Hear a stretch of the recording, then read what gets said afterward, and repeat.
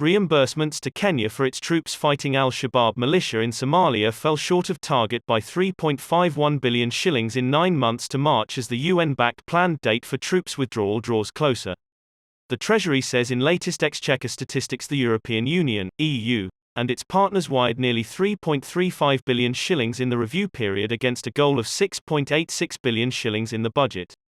The grants to Kenya, through the African Union Peace Facility, were, however, 15.39% more than 2.9 billion shillings disbursed in the same period a year earlier.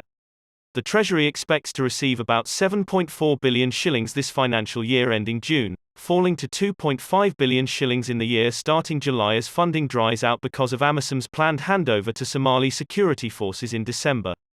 The EU funds largely cater for allowances for the Amisom troops and police, international and local civilian staff salaries and operational costs of their offices.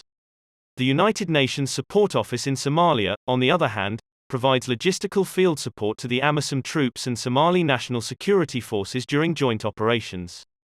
The 15-member African Union Peace and Security Council on May 11 extended the Amisom's stay in Somalia to December 31 from an earlier date of March 14 after the country failed to conduct presidential poll in February.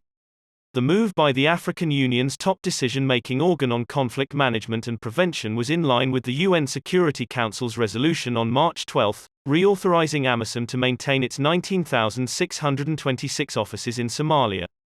The UN had called on Somalia and its partners to work towards Somali-led political and security reforms to ensure the transition of security responsibilities agreed by the Somali authorities, the Somali security forces, and Amisom from the outset.